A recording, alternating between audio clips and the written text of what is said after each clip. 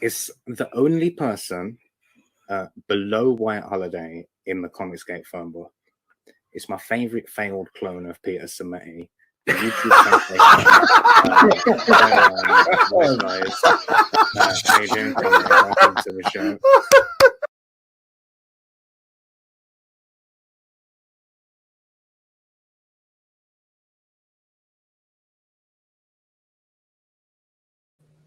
Hello. Welcome to WyzGyz Entertainment. This is your host, Wyman. We are joined today by a very special guest, Wyatt Holliday. How's it going? Good. How's it going, man? Fantastic. Thank you so much for coming back on the show. Appreciate it. Thank you, man. Been a while, but not too terribly long. Yeah, I was going to say, it has been a while, hasn't it? Yeah.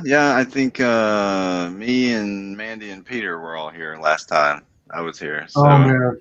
Yeah, that was a fun time. Yeah, it was good. Yeah, it was a good stream. Yeah, absolutely.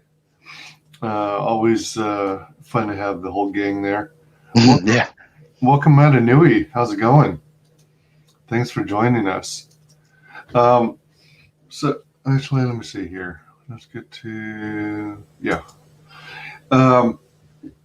since it has been a hop, skip, and a jump away, would you mind sharing with the audience a recap of your origin story? You know, how you grew up, what you were into, whether it be cartoons, toys, comics, movies, and what were the key milestones in your life and career that led you to crowdfunding your own books?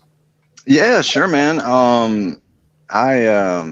My mother taught me how to read with comic books. Actually, I was somewhere between 3 and 4, and I was into Spider-Man and Hulk, and but I wanted to be able to read them and not just look at the pictures. So my mother taught me how to read with comics. Ever since then, it was just love. You know how it goes. Were your parents big into comics? Not really so much.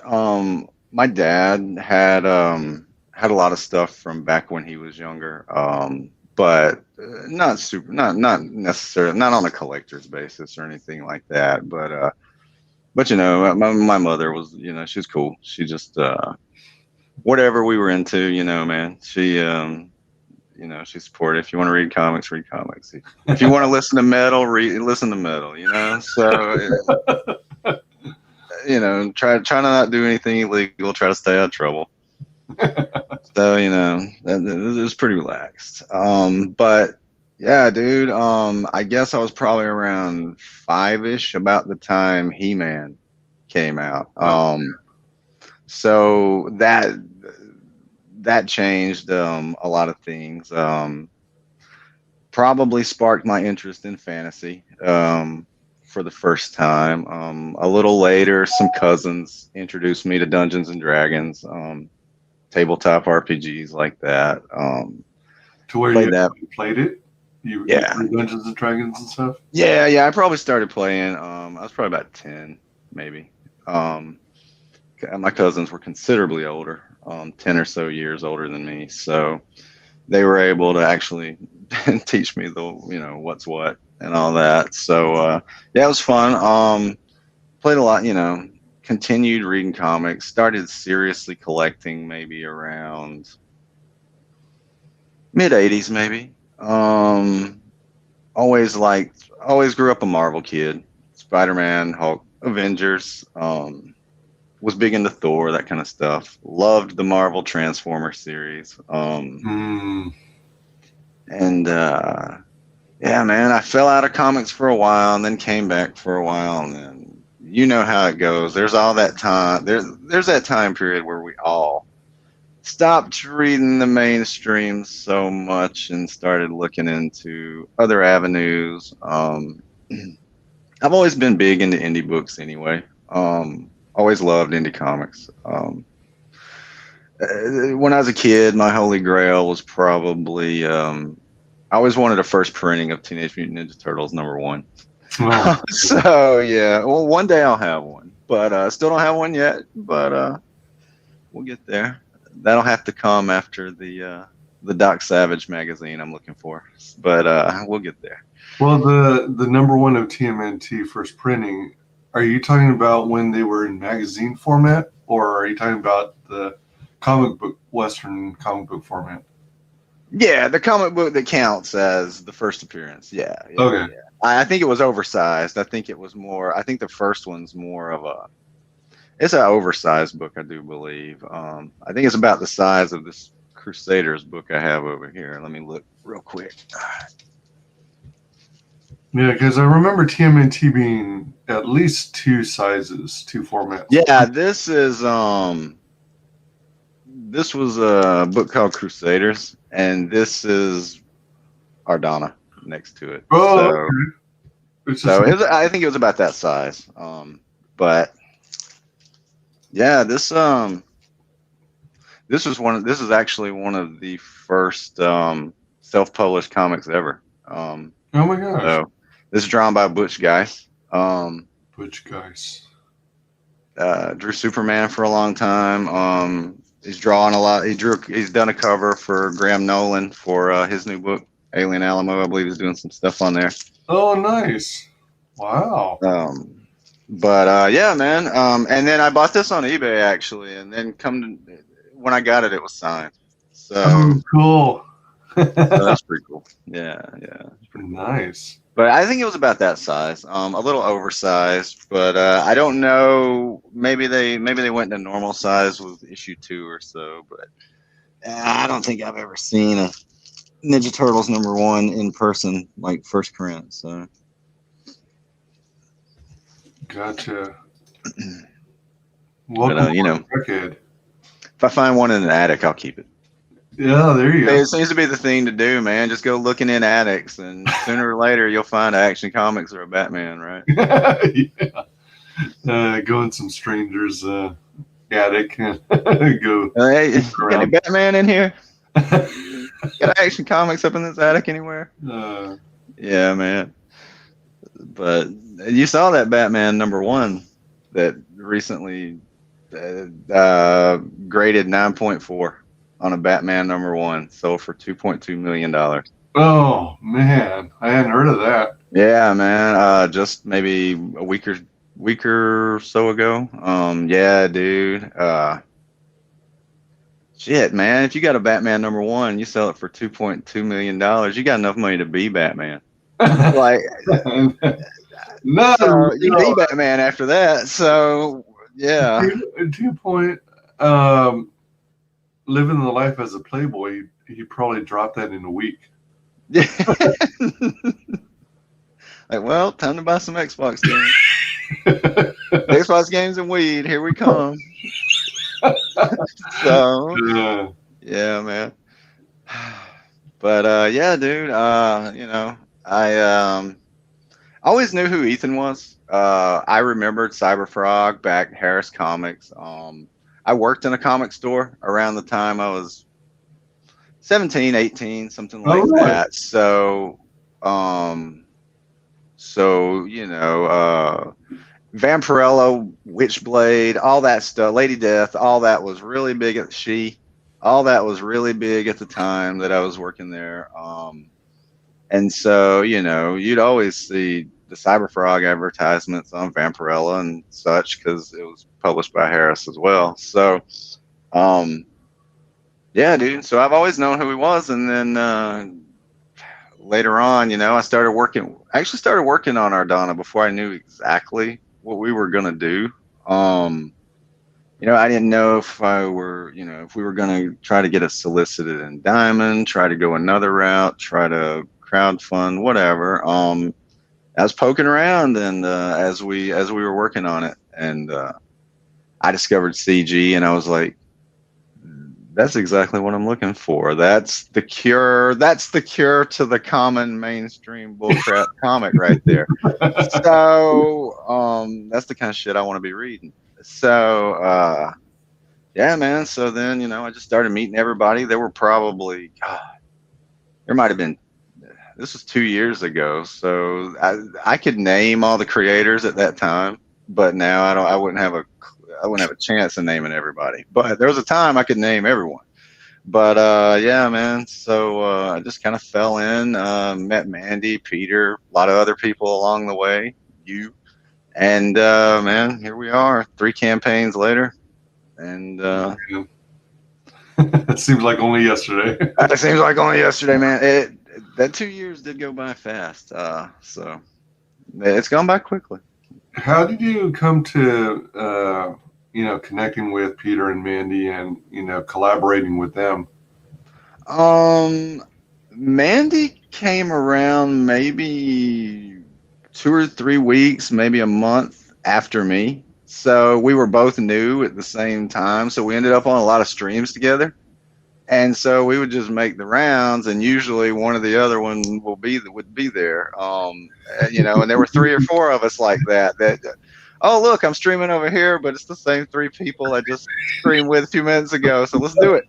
So that happened a lot. And so, we just, through that, you end up hanging out in hangouts and talking a lot. And, Peter had already been talking to Mandy and was working on the cover for the first Wart the Wizard. And then we just kind of all fell in, and everything just clicked and worked together. And, but about that time, Pete asked me if I felt like working on a book, and Rocket Gal was born. So yeah, man. And since then, we've just been at it. How long has the concept of Ardanna been around? Oh man, maybe 5 or so years, maybe. Yeah, something like that. Maybe 5 years. I was originally working on it. Okay, when D&D, I'm a nerd. When D&D 5th edition came out, I wasn't playing at the time, but I bought the books. Sometimes I just like to read, man. So sometimes I buy RPG books and just to read, or I'm going to figure out the mechanics, and maybe Wyatt's going to crowdfund a tabletop RPG one day. We'll see. But I got the books for the new edition of D&D, and I started reading through it. And I kind of got inspired, and I was like, okay, well, if I was going to do a new game, what sort of setting would I want to create? What kind of world would I build? And the world I ended up building eventually became the same setting as Ardanna, because I got everything, I wasn't playing, but I was working on it anyway, just, inspired, pastime. Yeah, dude, it all came together, and by that time, I was like, well, man, I've got enough of this fleshed out. I kind of need some heroes for it. And so, since I'm not playing, I'll make up some heroes in my head. And what are they? Where'd they come from? What's their background? And that's how the main cast pretty much came together. And so then I was going to write it as a fantasy novel. So I had started working on that, had everything, all the layouts were done. I started working on it, probably got about halfway finished with it. And a buddy of mine that I had known from a few years back, we almost worked on a comic together in 2009. And things just didn't work out. Nothing bad, no problems. Just it didn't work out at the time. And this guy hit me up and said, "Hey, man, you still feel like doing a book?" And yeah, man, I can hire an artist and we'll do a book. And so I kind of switched gears on it, reworked some things for how I could lay it out as a comic or a series of graphic novels, and then Ardanna issue 0 was born from there. It was my first campaign. There weren't a lot of people around that you could really ask questions or learn from, or the people who really did, know, like John Malin, Ethan. A lot of times, they're busy too, and so John eventually, eventually I ended up talking to John a good bit, and yeah, he helped a lot, and so. I probably learned more about putting a campaign together from watching John Malin's streams than anything, man. So by the time I put my first campaign together, it looked pretty good. Everything, I I didn't make too many. I didn't make too many mistakes. There's always a few you're gonna make, but yeah, it's you know, you launched the first campaign, and it was you know, straight up from there, man. So it was almost a novel, but you converted it into a comic/graphic novel. Yeah, as a matter of fact, hold on, I'll show you something cool. I had a mock-up made of what the novel was going to be at the time. Oh my gosh, really? Yeah. Nice. Yeah. I used to work in the publishing industry, like novels and books and stuff. I used to do layouts. I used to do the interior layouts for novels and such. And so I got a few connections there. But so yeah, we had a mock-up. Let me make sure this is it. Yep. We had a mock-up made for what it would have been. Because like I said, I had it about halfway written, so it's just a dummy. But here it is. And as you can see, this is kind of had a nice little pen name I was going to use there. Going back to the old Danish background, but as you can see, wow. it's kind of God. kind of a recreation of if I get my camera right here. It's kind of a recreation of the same cover that would have been on the novel here. Oh my god. So yeah, man. So that was the mock-up for it. Oh dang. And as you can see, it's pretty thick. Yeah. So, and this novel is what is becoming this issue 0 and what will be the next book. Oh. So those are essentially the same story as what this novel here would have been. So, you said that's a mock-up of what it would have been as a novel, so there isn't actually text inside? Yeah, there is. It's just I just used what I had. Okay. I just used what was done. So it contains a certain amount of the story, and the rest of the pages are blank? No, I copied and pasted the same pages to be able to fill the space. So really, it's like half of a book twice to be the size it would have been. So yeah. So yeah, I just kind of cheated there, but still, it's pretty cool to even have a mock-up of what it would have looked like as a novel. Yeah, man. So yeah, like I said, that was the original plan. But it worked out better. It worked out better this way. Gotcha. Yeah, I don't know if you backed it, but Red Gaze did Sunsworn. Oh yeah. And it's a legit full-on novel. And there was a visual companion that whose cover was done by Carla Tornielli. Mm-hmm. In fact, I still happen to have it here nearby within arm's reach. Sunsworn. That's a pretty thick book too. Yeah. Yeah. Nice. Pretty darn cool. And then the visual companion looks like a small graphic novel. Yeah. Very cool. Yeah. With artwork inside. As it says, it's a visual companion, so pretty cool. Nice. Yeah, I know Narwhal did some art for inside of that and ooh, nice. And other stuff. So yeah, man. Very cool. Was there much of a transition converting it from a novel to breaking it out into 2 comics? Well, yeah, I had to restructure a little, restructure the scenes a little bit. Oh yeah, I got off my point a minute ago, but yeah, being the first book at the time, I didn't really know what was going on. I didn't really know what I was doing, so I didn't want to get out there. I didn't want to do a huge book, so that's why it's issue 0. That's why it's crap, I forget how many pages now. 32. That's why it's shit. It might be 28. I might have lied.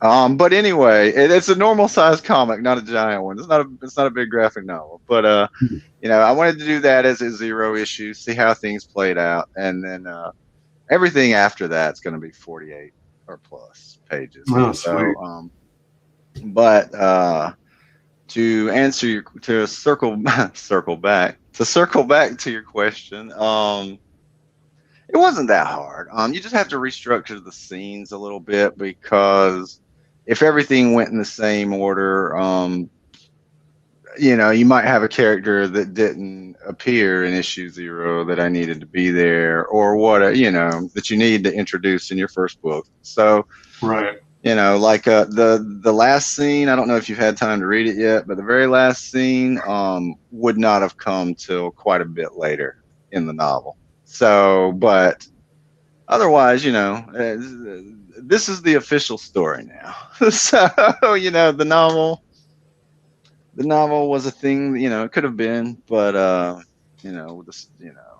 always like Conan comics, man, fantasy, anything fantasy related. Yeah. I probably discovered Savage Sword of Conan, the big black and white magazines back in the day. Yeah, I probably discovered that at 10 or 11 years old, and man, it was the coolest, man. Other than that, was my first comics outside of superhero, probably. So, and then the movies with Arnold were big at the time, and so cool. Yeah, I mean, a couple of the main differences between novels and comics is comics are a visual medium, and with more visuals and less text, and novels are nothing but text. Yep. And when it comes to novels, you're typically having, because you don't have any pictures to go off of, you're literally describing for the reader every little detail that's important. Mm-hmm. So I imagine what would typically be a really long novel might actually be a shrunk down compilation of 1 or 2 or 3 comics Mm-hmm. in the end, because a lot of that is already covered through the visual artwork. Correct. And then, there's a lot you can leave out just due to the fact that even parts of conversations, if the image is going to show how the character reacts, then you don't need to verbalize how the character reacts. It's even though I'm a writer, I don't batter your artists with 28 word balloons a page and shit like that. I mean, let the artists do their job, and you can save a lot of words that way, man. So if you're in sync with somebody and they got it going, man, and a lot of times some of these guys can read my mind. We've been working together long enough, so it's cool, man. Very nice. David Feed says, I'm on my way, but I'll be listening. Can't wait for Ardanna to get here. Oh yeah, David. Yeah, man. Yeah, he's gonna be at international, so he's on the way. So finishing up the internationals this week, and tomorrow's Friday. So yeah, finishing up the internationals this week. Nice. So yeah, man. So you're almost done with your fulfillment of Ardanna number 0, right? Yeah. Should be I'm gonna wrap up this week, so should be everybody. Barring any problems, like I always say, if anybody has any issues, or if your books show up jacked up, let me know. Contact me through the campaign. I'll get you fixed. It won't be a big deal. But I haven't had any damages or lost books, in the 2 campaigns prior, so got a pretty good track record so far. If I could get them from the printer to here without being damaged, that's my next mission. My UPS hates me, dude. Oh no. Oh man. I've had some I think bad. they just throw it and kick it, man. Oh shit! I've had some bad experiences with UPS and FedEx in the past. When you receive printed books, don't they like make some effort to give it some kind of buffer zone or padding or? Oh man, the printer themselves does a fantastic job. You really got to try, and that's why I think they try. Because to damage the books inside, you really gotta abuse it, you know. And I think they do. And there's like, oh, this asshole again with all the books, and so you know, that's book asshole. Here he is, and so, but nah, really, I exaggerate a little bit, but you know, I don't think they like me for real. So it doesn't come as several boxes on a pallet. It's individual boxes, like maybe 40, 50 pounds apiece. Yeah, well, yeah, I mean, you know, yeah, it's come various ways before. I think now they try to do fewer books to the box to make for smaller boxes, for, you know, I guess less damage probably that way. So, you know, they've been improving on all the stuff they can do on their end, and, you know, it's great. No complaints. Cool. As far as, you know, they've always been, you know, the first time, I don't want to sound like a complainer, but the first time the books are, the first time, it was Rocket Gal. Rocket Gal arrived, man, and I swear it looked like Hulk Hogan had leg dropped this box, and I was just like, I by the time I was done, there were 86 books that were damaged, and so I figured the way I'd handle it is I just went ahead and got all the information off the box, all the numbers they needed and everything, contacted the printer, and immediately was just like, you won't believe what they did to us. Look at this. And like all the info you need right here for file a claim. And so yeah, they just reprinted my books and got their money back from UPS. So. Oh, okay. All right. Yeah, man. And they said, you know, UPS will come pick up your damaged ones and do whatever with them. So, you know, nah, man, they take care of me, man. But if UPS, I've had to go twice to a different house to pick up my shit. So, you know, if UPS would treat me right, that'd be nice. So you just collected the information, gave it to the printer, and the printer followed up with UPS and reprinted the copies that got damaged. Yep. Yep. They went ahead and, reprinted and sent those out. And then I let them handle it from there as far as UPS concerned. And that's the way that's the way I would suggest go about it is, that's not a bad idea. Let them handle it on their end, because they're going to take care of you anyway. They're going to do whatever that, you know, it's like us, you know, we're their customers, you know, as a creator, as a publisher. So, you know, they want to, you know, they want to make us happy as well. So, you know, and they do a fantastic job, but so they would reprint the books anyway, especially if you got all the photos to show them, you know, and I always back my stuff up, of course, but, you know, so if you get all the photos and stuff, you know, they'll reprint it. But I figure if you can get the info for them so they can recoup some of their losses on their end, then why not do that? So that's how I go about it when, you know, if we've got damaged ones, you know, if it's 5 damaged books, I don't care. I'm not going to cry. But when it's 87, I'm like, yeah, that's quite a bit. Okay. That's quite a bit.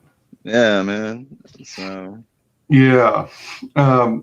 Did you see that one campaign or happen to back it? It was Flying Fortress.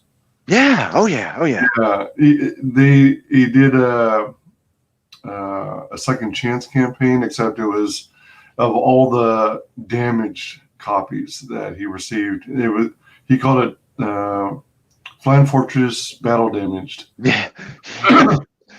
Man, that was pretty cool. So, you know, I missed out on his first campaign, so I took advantage of the Battle Damage campaign. Yeah, Flying Fortress is good, man. Yeah, I backed the original campaign of that. Yeah, I like it. Yeah, Eric lettered Ardanna. So yeah. Oh yeah, nice. So Yeah, yeah, Eric's awesome. the funny thing about the Battle Damage edition is that, I received it and it's like, what the hell's wrong with it? It was so minute.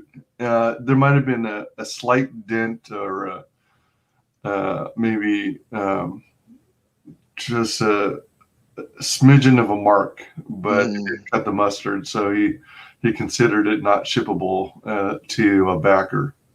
I am the same way. I could show you copies from the first Ardanna campaign that people would wonder people would be like, man, there's barely anything wrong with this. But nah, man, if I can't call it perfect, man, just by eyeball, Right. I'm not sending it out, man. I'm super picky about my own stuff as it is. So like I'm really anal about that. But it's I like my stuff to remain in the same condition I purchased it in, like forever. Yeah. So I'm not. If I detect any, and I inspect every book, so before it goes in the bag and board. So I mean, if I detect anything, it's got to go in the pile. And usually the first damage one I find becomes the one I carry around to streams and throw around and don't even bother putting in the bag and board. But yeah, that's a good idea. That's a good one. So we've got Ardanna #0, the Legendary Edition. Why is it called the Legendary Edition now? Because I wanted to differentiate from the original, because this is the second chance campaign, so it's not technically a reprint, but it is, so it's technically a different version from the original. The interior is the same, story is the same, but it's just a different printing, different cover, all that. So I just wanted to differentiate from the fact, from the original campaign. Gotcha. And I haven't check the inside of it. Does it also mention on the inside of the book, like in the inside cover or early on, that this is it? Would you consider it a second edition? Not really. It just says Legendary Edition. Oh, okay. All right. As opposed to the other one just says Ardanna 0, and it'll be copyright 2019. Oh yeah, good point. So that's why, and then that's why on the back. There we go, Legendary. So it's definitely, but there aren't a ton of copies of any book from the original campaign, so I don't think it'll be that confusing. So yeah, but yeah, it's just it's kind of like, for example, when Ethan did the Blood Honey with the team up cover, for example, it's just a different cover. It's just a second chance with a different cover. Right. I just got fancy with the naming. All right. So, to keep it, once again, I like to be organized and have labels and names for everything and everything in its place. So that's a good thing. Yeah, man. Yeah. If you guys haven't already, be sure and back Ardanna #0 Legendary Edition while it's still available. It isn't in demand, so back it once, back it twice, back it 3 times a lady. Yeah. Probably not gonna have much time left. Mainly because I don't have a lot of books left. So I'm kind of, I know what's left. I have inventory, but yeah, pretty soon I'll probably have to pull the plug. But because yeah, man, once you start fulfilling, a lot of backers start coming in. You get that new wave. Yep. Of backers, especially once the book's going out, and yeah, man. But we only have 5. Last I looked, 5 left of the perk where you can get everything from both campaigns. Oh my gosh, just 5? So Yeah, yeah, we'll check that out. I Holy- only had enough left to make 25 of that perk to begin with. So Whew. yeah, there's only 5 left, and My you know, God. I kept a couple of copies for myself, but otherwise that'll be it, man. They'll be gone. So Legacy and all. So when Ardanna #1 comes out, do you anticipate making copies of Ardanna 0 available, or are you going to run a reprint, or? I'm probably gonna have to do. I mean, it's gonna have to be available. The problem with that will be is that I won't have any remaining copies, so I will probably have to do a new cover for a new version of issue 0 to go with it. So, but it will definitely be available in some form. So, Wouldn't that also mean if you have to print off another run of Ardanna 0 that you'll also have to the printer will charge you another printing fee for well, obviously the new cover. Because yeah, it'll be like doing it again or something. I'm sorry.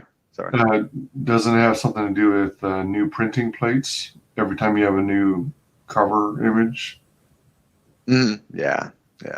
It's not so bad. It's just the cover. It's not necessarily. It's not as bad as printing a book from scratch. Oh, okay, all right. Right. It's. But you've now got a complete intact digital file that you can just send to it.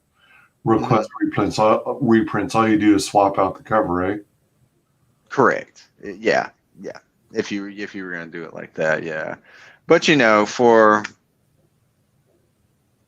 for collectors and such, that's why I like to have, that's why you have different versions, right? And multiple printings and things like that, especially because you don't want to. Nobody wants to get stuck. I don't want to get stuck sitting here on 100,000 books sitting behind me like a hoarder, So hey, look at my empire.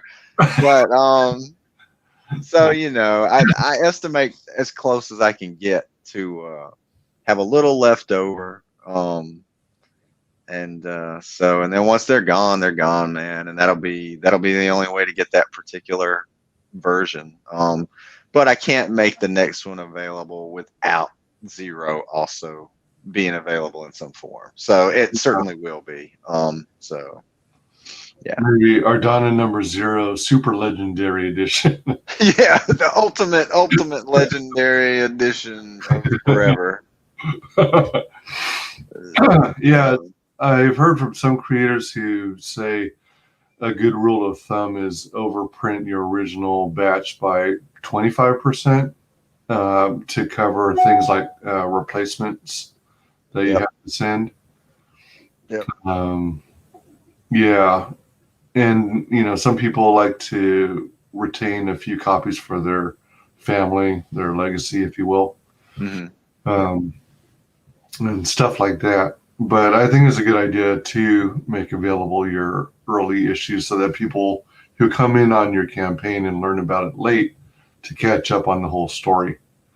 Yeah, that's what happened to me. I came in, I missed Graveyard Shift Volume 1, and I was so heartbroken. I came in not too long after Graveyard Shift. So I was happy that it was made available again. I was definitely happy that with Volume 2 there was a new version of Volume 1 that you could get. So as a creator, especially crowdfunding, we're gonna have to, we'll have to make sure previous books, in a series are available in some form, because if somebody comes on, say, Eternal Armor Volume 3, well, if they can't get 1 and 2, well, then they're probably not going to back 3. So, I wouldn't want to jump in, that far ahead. That was like one of my challenges, maybe to more of an extreme though. When I was collecting comics and Mhm.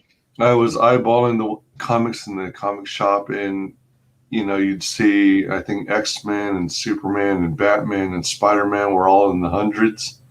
Yeah. And it was like, oh man, is it really a good idea for me to start in now in the story? It's like, Well, man, so many hundreds of copies of books I've missed already.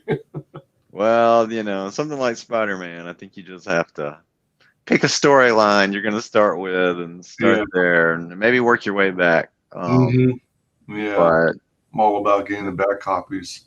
unless you're digging around in an attic, because apparently that's where you can always find a rare comic.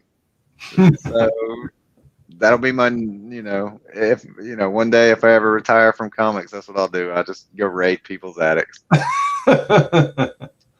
It'll be a segment on your YouTube channel. There we go. That's what I'll do. Yeah. You got any Action Comics in here? Here, those are worthless. I'll take them off your hands. I hear they're worthless. Oh man, that would be bad. Recycling expert here. So yeah. Let's check out this trailer here. Yeah.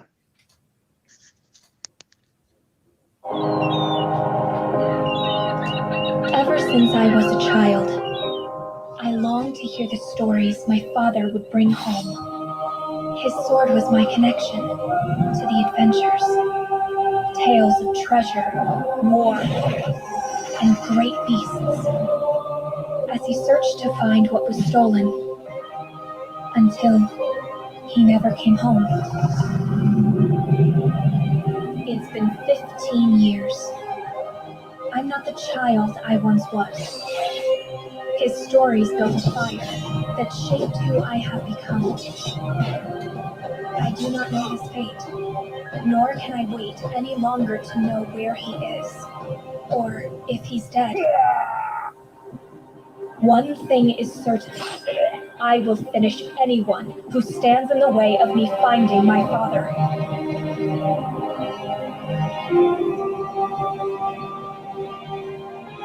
To hear of my adventures, visit me at Ardanna.com.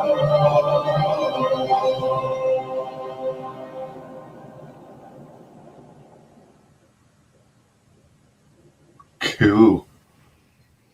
Yep. Yes, indeed. So yeah, as the trailer describes, her father was an adventurer back in his day. He did a lot of sailing, and he was in search of.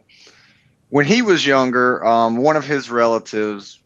It's a long story, but one of his relatives led him to believe that their family was somehow this lineage that had been ousted from the land that they ruled and whatnot, and he believed this, and he traveled the world scouring for clues that would try to lead to more evidence of their stolen their family's stolen birthright, and until he went missing, and so now that she's an adult and she's out doing her own thing, she's been looking for him this time. But we pick up the story as things are just beginning to get interesting. She hasn't necessarily just started, since it's been 15 years, but now things will be set in motion to see where we go. We've got some awesome villains. We've got great supporting cast. As we've discussed, sword and sorcery fantasy. If you like Conan Barbarian, Red Sonja, that sort of thing, even to a degree, John Carter of Mars, that classic almost pulp fantasy literature. Can't go wrong, man. Demons, evil spirits, all that good stuff you want in a fantasy story, right? Magic, dark wizards. Yeah, I love fantasy. So you're the creator and storyteller, and Dean Flores is your artist? Yep. How did you guys connect? We met probably 11 or 12 years ago. Like I said, I was thinking about putting a comic together sometime around 2009. And he was a guy that I was talking to about working on it with me. And, you know, again, things didn't work out at the time. Nothing bad happened. But, and then when we just hooked back up, everything, it was perfect timing. So we had known each other for quite a while. And then, yeah, just came together, man. Nice. It was like just out of the blue you guys reconnected, or is just because you kept in touch, you guys just got it back on the conversation of Ardanna? Yeah, we kept in touch. Yeah, we didn't even know for sure that it was like at the time back 2009. Ardanna wasn't even the book.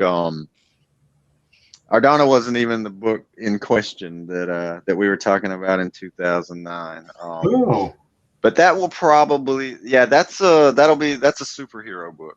It was actually, I don't know if I should tell this, but I don't know who I'm gonna make mad. It's my story. But no spoilers. But I had a book. We had a book finished before my first campaign, and I was originally thinking of making it my first campaign. But that will probably be what happens after Eternal Armor. So it'll be a superhero book. But yeah, that was the book that Dean and I had been working on years ago, or at least plotting and getting everything worked out. So checking out the interiors. So is it fair to say that you're self-taught in writing? I mean, when you were younger, you were having trouble reading. Well, you read comics to learn and get better at reading. Did you ever take any like formal classes in storytelling, writing? Oh yeah, man. Yeah, man. And yeah, high school, college. Yeah. 5th and 6th grade, I won state in the writing fair. So that was about the time that the teachers started paying attention, and then they get all into the whole "you should write more" and all that stuff that teachers do, and being all supportive and shit. And so having your back. You're like, where were you when I needed you earlier? Yeah. So, oh man, I could have used them. I could have used some teacher moral support a couple of times, crowdfunding some comics, man. But like I said, when I started this, I had brown hair, and now I look like Reed Richards. So, but yeah, man. Self-taught, yes, but I began studying it. I wrote my first comic script when I was probably maybe 10, 11 years old. I think I was about 6th grade. Sounds about right. It was an Iron Man script. It was probably terrible. My mother probably still has it. But yeah, it was an Iron Man script. I was really big into Iron Man at the time. And yeah, I don't know, man. And then, probably from about that point was when I figure, I thought, I'd really like to do this one day. I tried breaking into comics about the time Image Comics was new and booming, and there were a lot of young guys, at the time, young guys. They're we're all the same age. But yeah, at the time, young guys, and tried to break in, maybe my late teens, 18, 19 years old. I met Dwayne McDuffie, Milestone, all the good stuff before that. Freaking and that's probably the person when I was younger. We ended up writing back and forth a few times. And yeah, he ended up, you know, giving some advice. But really, as far as breaking in, you know, eventually, you know, did the college thing, all that, you know, and went on to you know, the day job life. And but years later, the opportunity presented itself, and I jumped on it, man. I've you know, like a lot of people, you know, I've been waiting to do this forever, you know. So this is what we want to be doing. So, and for some of us, you know, it takes a while to get here, but here we are, right? Yep. So are you and your artist basically going to team up on a bunch of future books, including the one you're hinting at coming out after Eternal Armor? Yeah, we will definitely be working together a good bit in the future for sure. Yeah. Nice. Obviously not on Rocket Gal. That's all Pete. But, but yeah. What is your writing style in terms of writing comic scripts?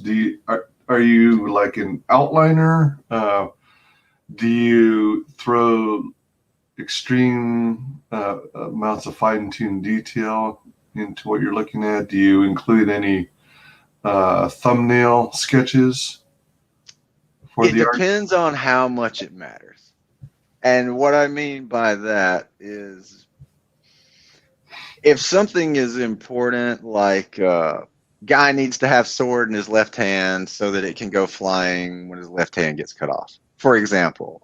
You know, sometimes there's details like that that might be important, but sometimes, for example, you know, back with the artwork there, the crab monster guy is a great example. You know, in the script I said, I don't know, I imagine it being tall, having eight legs, maybe it kind of looks like a crab. Do what you want to do, have fun with it. And that's what it turned out looking like. So because, you know, he's a crab monster in one panel, for example. So you know, well, a couple panels, but you know, as long as he looked cool, you know, so it depends. I'm detailed where I need to be, but at the same time, in my opinion, it's my job. You tell the artist, you're more telling the artist what to draw, not how to draw it. So if you know, the things that don't matter, let them do their, you know, not saying it doesn't matter, but if it's not integral to the story, you know, whether this or that, you know, let the artist do their thing, man, and be, you know, unleash. And like, you know, for example, this page, you know, I need a dude in the foreground. I thought that would be cool to have him in the foreground because he's telling the story with the imagery behind him there. I thought that would be cool. And then, you know, he picks up the torch and he smacks him in the face with it and then stabs him in the chin. That, Yeah. you know, so This so, you know, character sort of reminds me of that one in Heman. I think his name is Clawful. Clawful, yeah. I know But exactly who you're talking about. I love this sword going through his jaw. It's, it's so cool. That's awesome, right? Yeah, I love it too, man. Oh, man. And I'm a big fan of little details. I especially like to use, you know, the scenery. If the guy's gonna have a torch, I need to have him smack somebody with his torch. You know, as they say about, you know, the Chekhov's gun trope, you know. So if you see a shotgun on the wall early in the story, then the shotgun has to be used at some point in the story. Right. So kind of like foreshadowing, I guess, is the term. So I like to, you know, I like to use scenery. I like to, you know, so I get into detail with, not necessarily, and a lot of it's subtle sometimes, you know, because it's gonna mean something later. So, for example, you know, on the top panel there, and on that page we're looking at, if you read the book, she had just kicked that dude, and he's getting back up. And if you notice there's a footprint in his armor. So it's enough to freaking put a footprint in this dude's armor. But otherwise, there's no, there's the subtle, she's strong enough to kick a footprint in this dude's armor. So, I when I'm reading anything, whether it's a novel, comic, I don't like it when the author, acts like I'm dumb.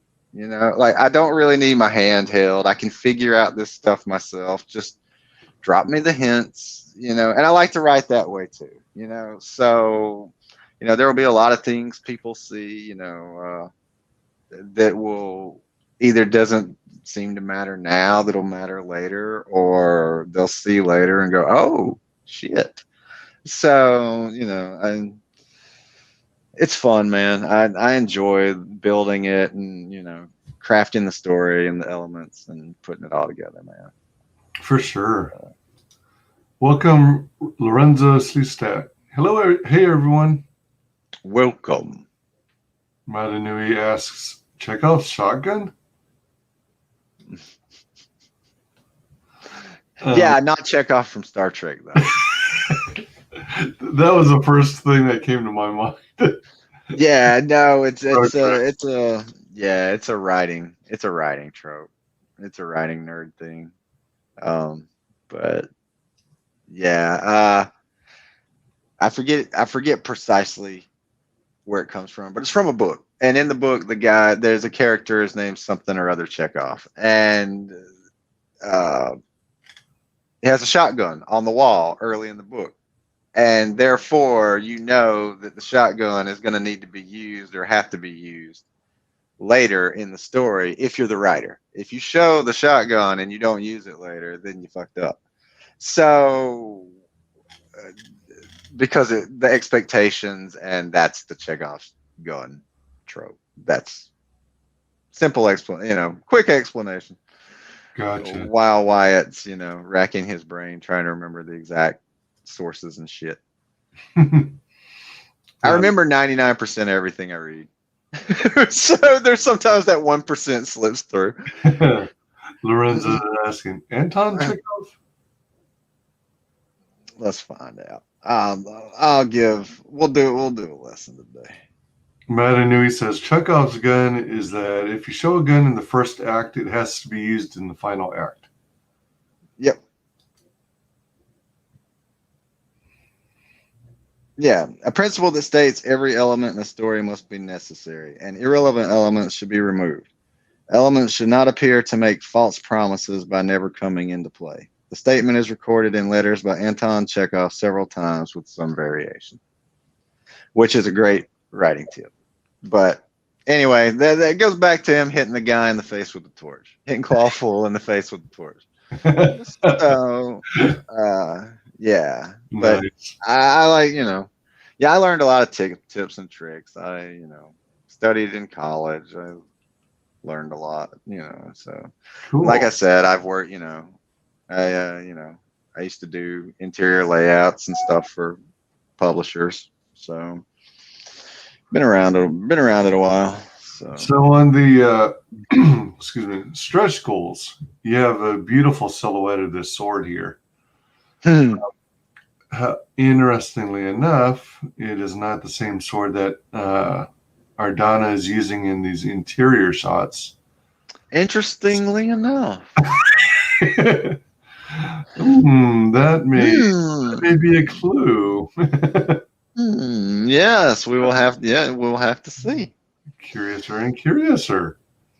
So stretch goals, all backers, flow artifact card number 1. Yep. Oh, that one actually was reached, wasn't it?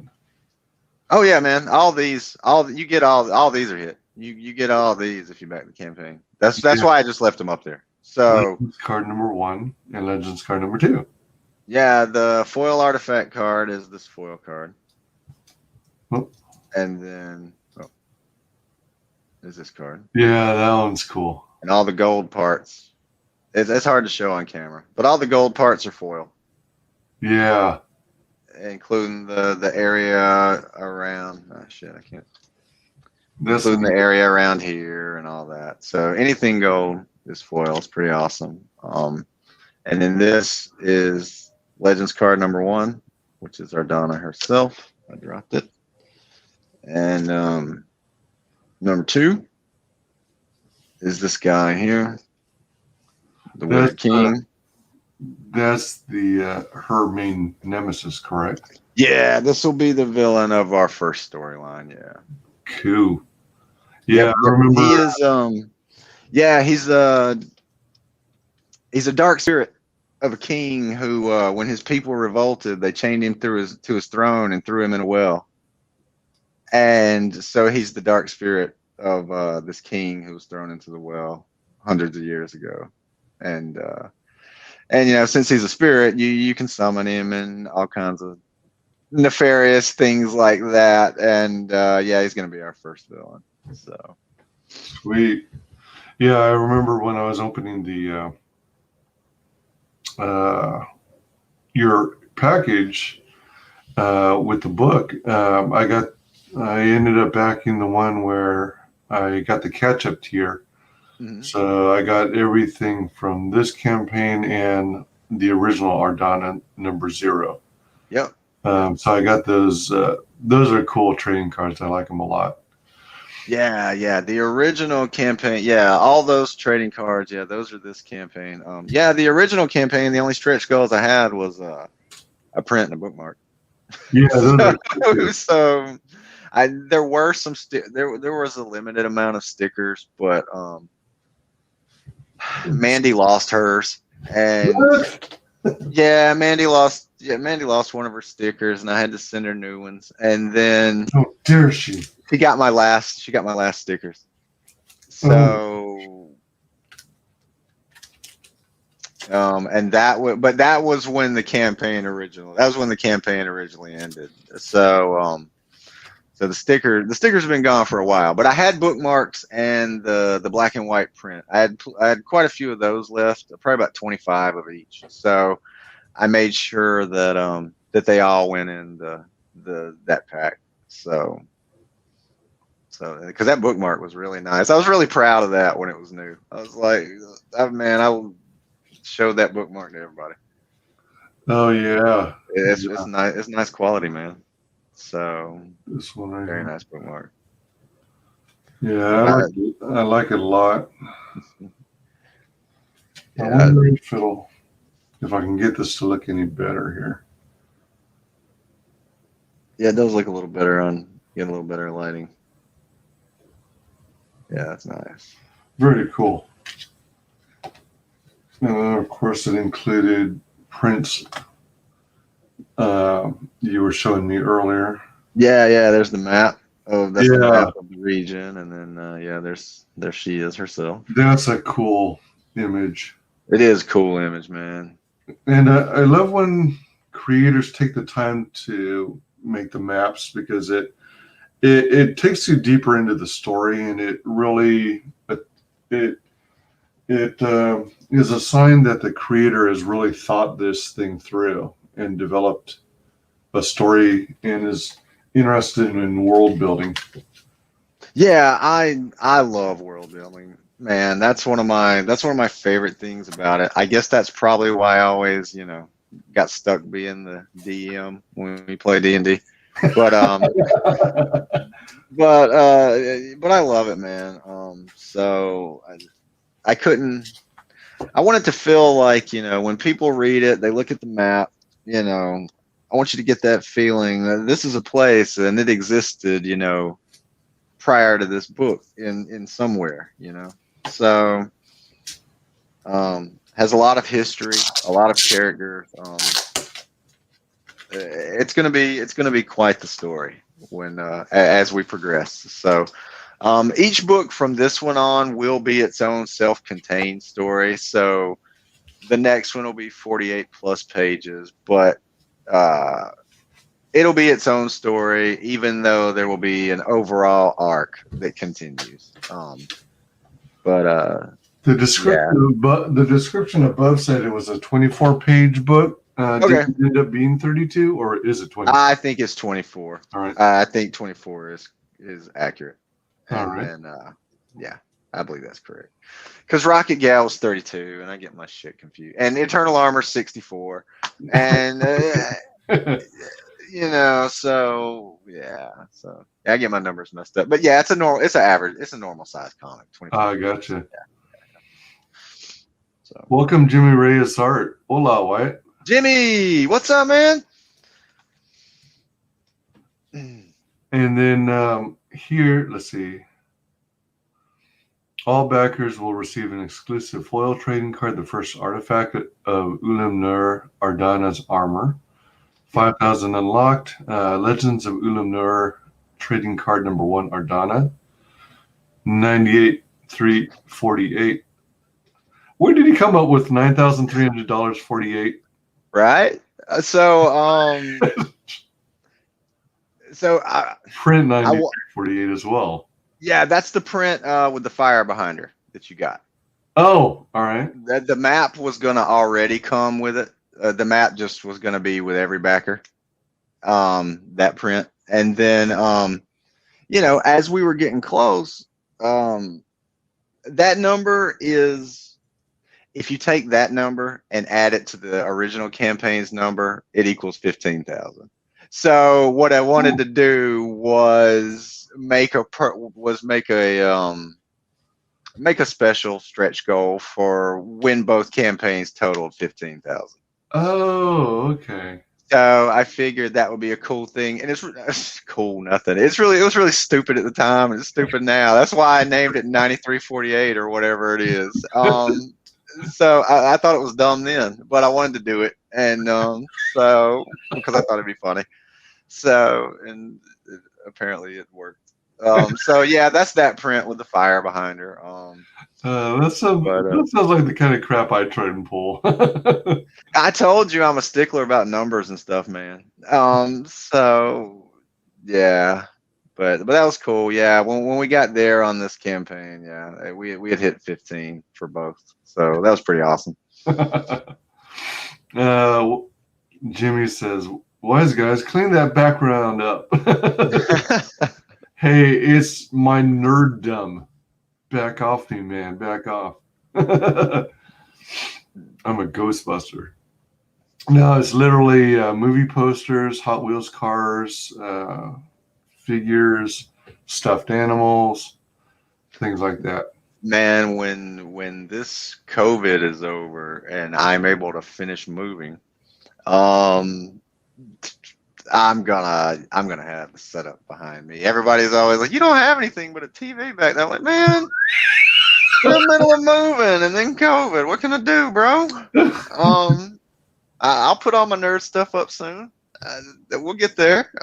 So yeah, but without doxing yourself, where are you moving to? Oh man, just down the street. Oh, like, really? In the same town, man. I live in San Antonio. Oh, okay. So and it says it at the top of the campaign. I'm not doxing myself. Everybody knows I live in San Antonio. Are you agreeing to a bigger house or something? Yeah. Ah. Yeah. Got a new house after right at the end of the year of 2019, and then my day job. I worked around a lot of people flying to and from China. So I had COVID in January of last year. So, yeah. So, but when nobody's in a hurry to come up into your house and start moving you right now. And I'm a patient man. Are you self-moving? No. Oh, right. No. I'd rather. I can't say it on stream, man. I don't think I can. What's this stream rated? PG, R? R. I'd rather slam my dick in a car door than have to move myself. Dude, I hate it. I hate moving. I hate moving more than anything, man. So.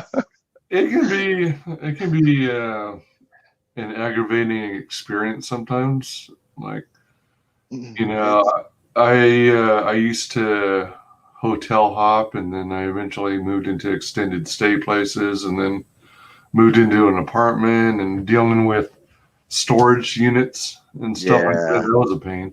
Yeah. Yeah. And, Well, I mean, so I can kind of relate with where you're coming from there. I just, you know, the only reason I hate it, man, is because it seems like every time I do it, it's about the middle of July, and July in Texas sucks. Like, yeah, you don't want it. You don't want it. Are you getting the really high temperatures over 100 and stuff? Oh yeah, man. Oh yeah.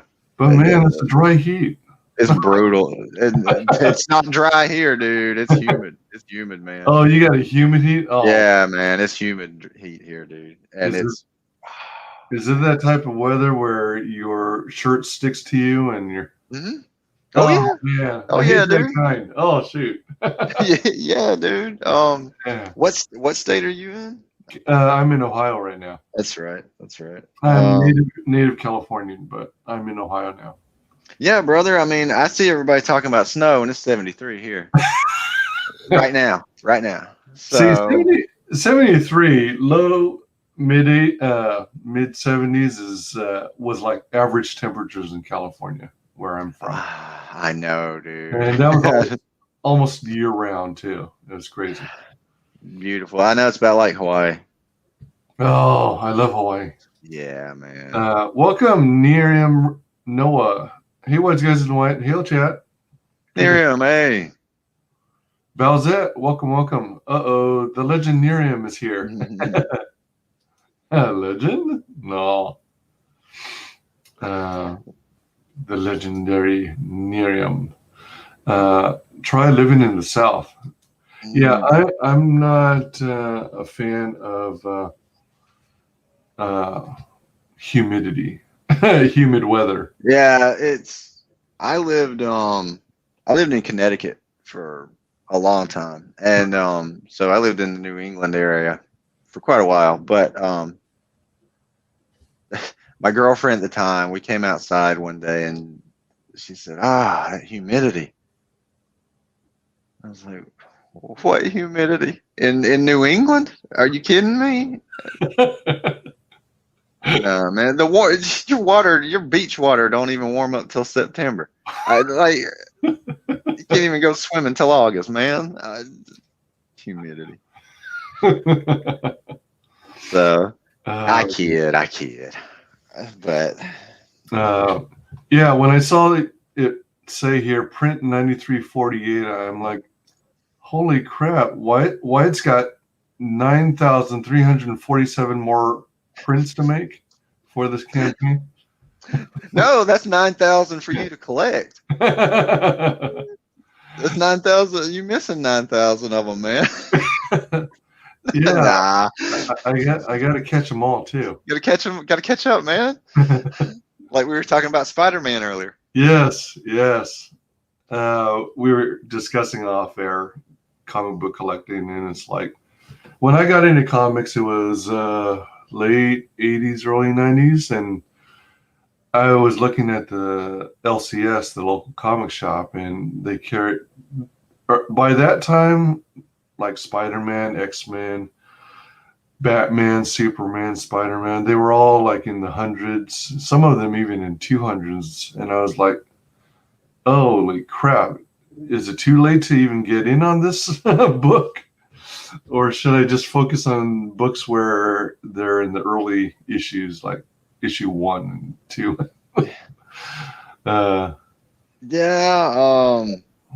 Unfortunately, a lot of those 1s and 2s at the time are in the dollar box now.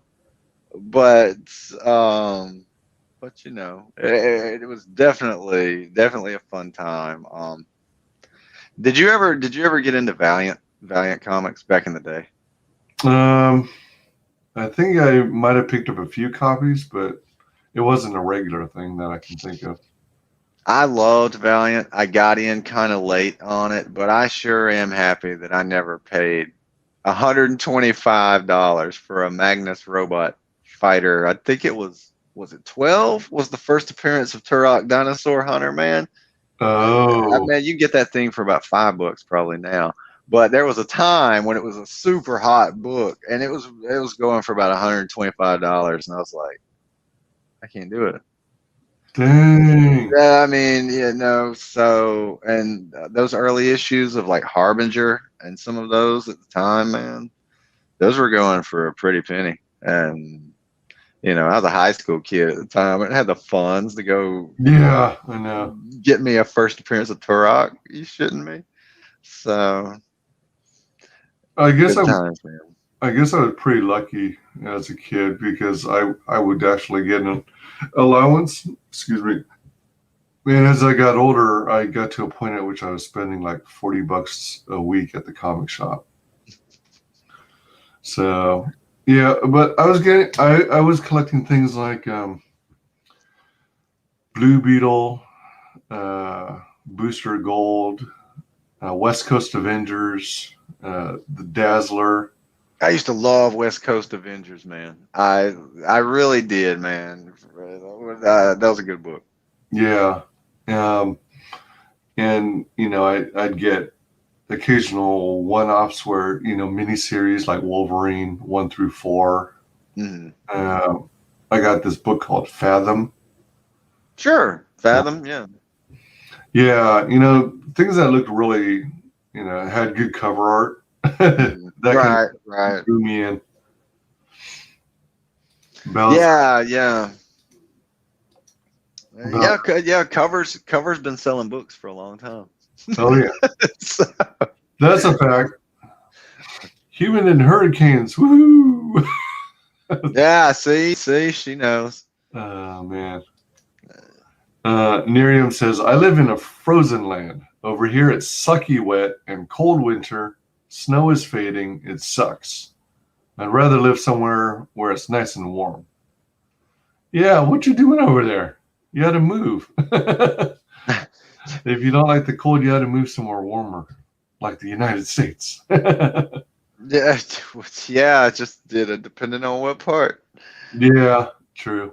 I mean, I don't know though. I mean, even the cold here. When I lived in New England, once you get used to dressing for it, it's not that big a deal. It's the first time I ever owned a scarf in my life, but yes, you're gonna want it. I don't know. It's weird. I mean, there are people who are really into dressing for the season. Mm-hmm. And, being from California and being so used to for so many years, the mild climates. Yeah. I almost feel like I'm too lazy to put on cold weather gear. I'm like, I know. T-shirt and jeans kind of guy. Man, there's some days that it's just cold enough to not cold enough to wear a jacket, but just cool enough to be uncomfortable. And I'll just be like, you know what? I can make it to the car. I don't need the hoodie or the jacket. I'll just make it to the car in this short sleeve shirt, and I'll be all right when I get the heat on. And so, yeah, man, I know what you mean. Yeah, I sometimes try and pull that, use that mentality. And then when I get in the car, then I have to wait for the car engine heater to warm up. So I know. All the while I'm still freezing. Got the fucking hoodie. Yeah, man. Just wore the damn hoodie. So yeah, man. Bowsette hates winter except for the longer nights. Jimmy says 1989 Fathom or 1993 Fathom. Oh shoot! Yeah, that's a good question because one of them is going to be from Bill Willingham's Elementals, and one of them is Michael Turner. Yeah, that's a good question. Holy crap! I'm guessing it would be the 1989 because. Was it a green chick? I don't think she was green. I seem to. I want to say she seemed like she was tanned. Okay, well then it might be the Michael Turner one because could be. I wonder if I even still have that issue. I'd have to go check my long boxes. Yeah, let me see. Didn't realize like that. Oh, I think I have that one. But I thought there was another one where it was like a waist up kind of image. Oh, right. Well, yeah, we're just we're trying to. I think me and Jimmy are trying to figure out the character. Right. Let's see. Or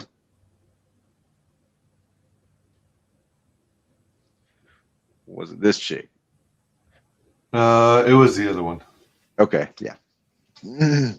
So was that Turner, the first one?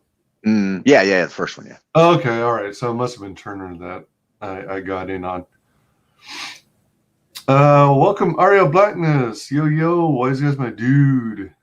Nice trim. Thank you. Thank you. Let's see. You got your hair cut. Yeah, you got. Did you say you cut your hair on? You said you buzzed your hair, yeah, right?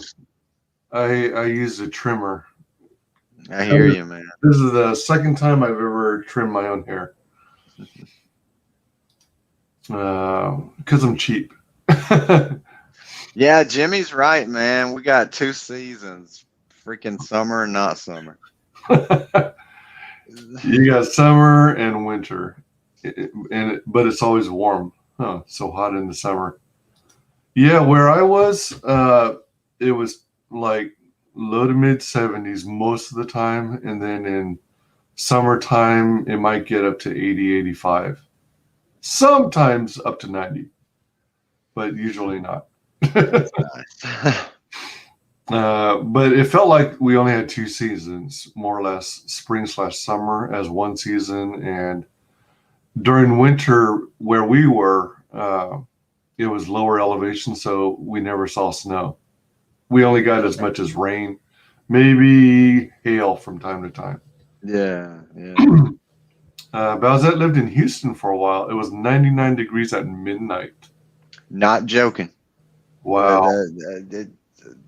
Southeast Texas, man, is from anywhere from here to Houston. Oh man, you must get used to it, because I mean, you do. I thought I was gonna die the first summer I lived here, but now then you eventually are able to fall asleep despite the hot weather. Yeah, it's not hot in my house. But yeah, man, it's hot. You go outside, it'll be midnight, like she said, man. 99 degrees at midnight, and unbearable. Does that mean your heating bill is typically really low, but your electric bill is through the roof?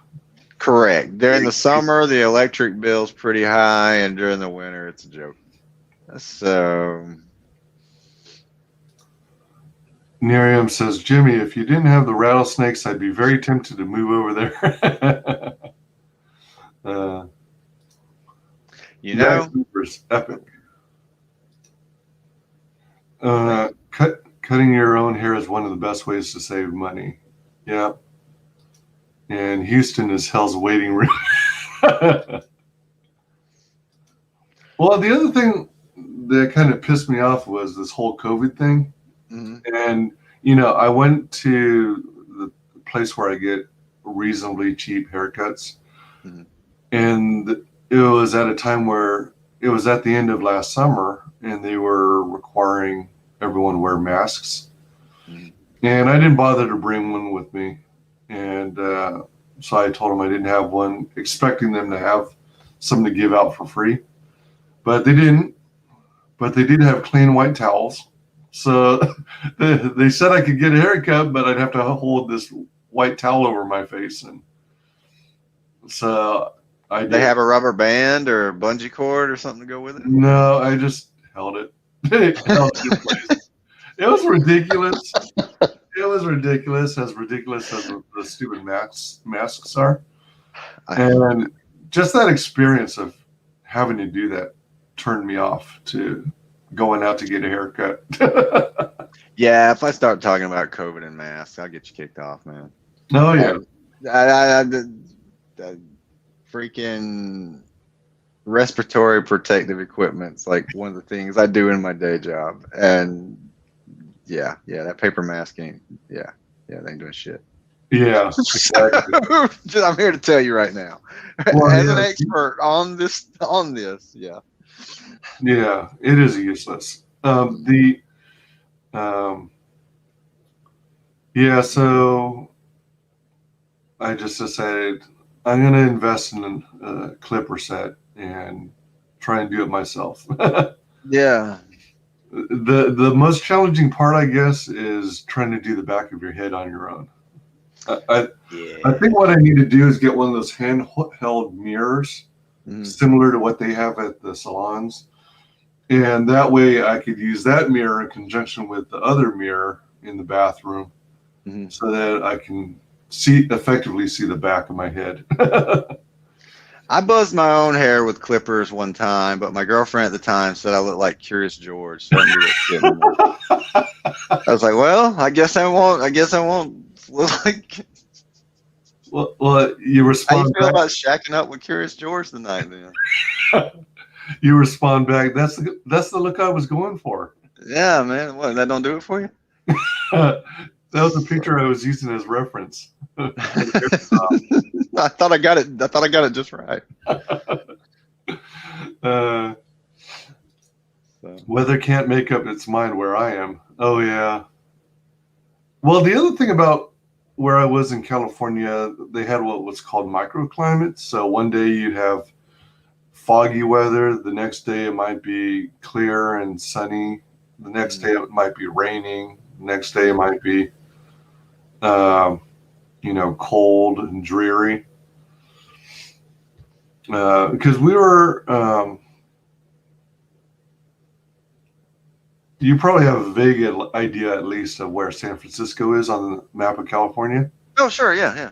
Yeah, I was on the other side of the bay from Okay. San Francisco. So we would get, the temperature fluctuations were due to the wind going over the bay water.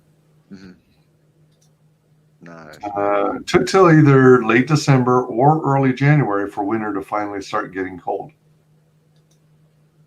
COVID is over now. Oh, yeah, man. Yeah, now. Well, you know what else is funny? Our stupid governor of Ohio still has us under a 10 p.m. curfew. Like COVID stops functioning after 10 p.m. and starts again 7 a.m. the following morning. Oh yeah, he's the curfew guy, right? Is that your governor? Isn't it fascinating how it works? It's so particular.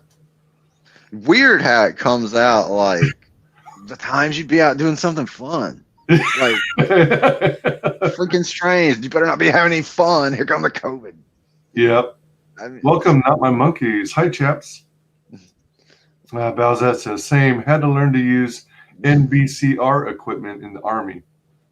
Oh, thank you for your service, Balzette. Disney says the paper mask is safe, but a full protective mask isn't. Oh, jeez. Man, you need a respirator and all kinds of stuff for confined space. You need it for painting. You need it for I'm just saying, man, if a mask will not protect you from smoke inhalation, it is not protecting you from a virus. I promise. Yeah. So if you want to wear your paper mask out into a forest fire and see if that works for you, you're not going to run long at all. Then come back and let me know. My mask works. If you come back. Yeah. Man, smoking inhalation is serious stuff. Jimmy, I've seen more snakes living in Florida than I have in Texas. So. Oh, there you go. After a while, the rattles from the snake's tail becomes white noise and even adds to the ambience of our clear night skies. That is so poetic. What the hell is a curfew going to do with the virus? Well, it means the virus has to go home. Make it go home. And, not careful, he'll get his ass grounded. Yeah. COVID stood for riots.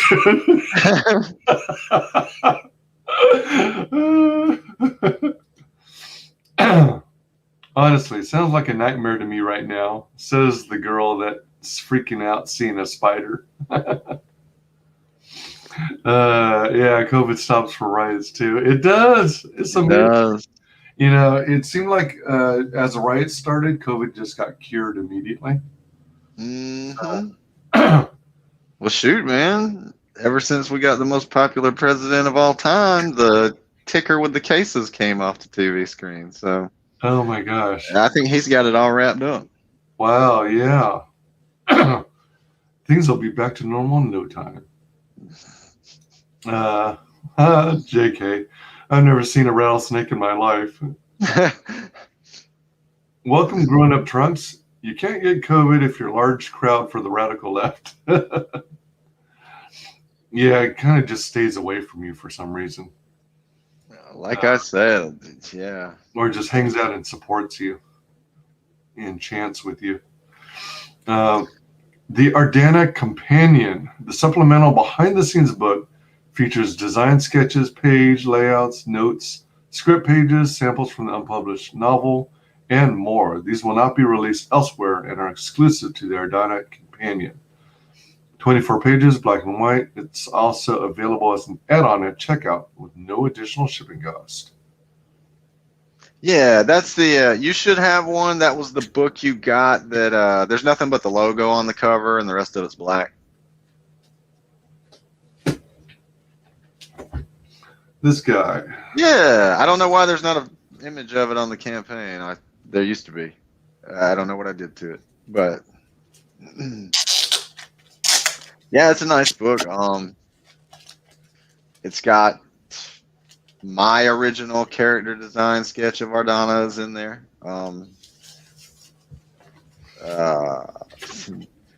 And some unused sample pages and some of the pages from the novel we were talking about earlier. That's not my art, but that is, you can show the next page if you want to. Yeah, that little image right there, that's a sample of my art, and yeah, that was the first image of Ardanna ever. As a matter of fact, as you'll notice, that's the image that that this cover was based on, and the novel I showed you earlier was from my original sketch. So you'll notice that. Oh, yes, yes. So, but yeah, I'm not gonna copyright strike you. showing too much of the inside of the book. No, I'm just kidding. But yeah, it's a cool book. Some of the original artist layouts, some script pages, all kinds of stuff in there. Yeah, I really dig these behind the scenes looks at the creation of these books. Yeah, because there are things that nobody would really ever see any other way, you know. I mean, there's a lot of internal stuff that we see and have, you know, but a lot of times people aren't going to see concept designs and sketches and things like that. So it's always cool to have a place to put them. So I thought it was a pretty cool book. Yeah, I really am into that kind of stuff. I like those sorts of bonus extras and stuff. COVID gives all the lefties water while protesting, in quotes. That's true too. Oh yeah, the breastplate logo. Yep. Everybody, if you haven't already, be sure and back Ardanna number 0 while it's still around. Do you have yet an estimate as to how much longer it'll be left in demand before you close it down permanently? It's hard to say, but because that really kind of depends on the supply. Like I say, you know, since I have the books, you know, I can only sell what I got. So, yep. You know, about the time it starts getting really low on supplies is probably when I'll have to pull the plug. But I would say we've got a couple of weeks till Eternal Armor launches, so you know, at least that long. So I would say so.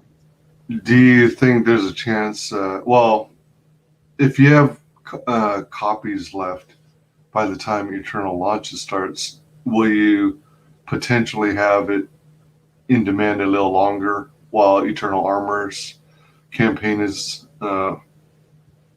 Yeah, Right. yeah. Because I've already got if I've already got the books, there's no reason to not leave it in demand a little while. So, Good deal. and luckily when you have a track record of fulfillment, so it's not that big a deal. So, Yep, 11610 USD for 241 backers. And correct me if I'm wrong, but this is an improvement over your previous campaign of Ardanna, right? yeah, man. Yeah, this is twice as much as That's pretty as impressive. the original campaign. Yeah. So yeah, the original campaign, I think it was 5,600, around 5,600. So like I said, that was the early days. That was almost 2 years ago.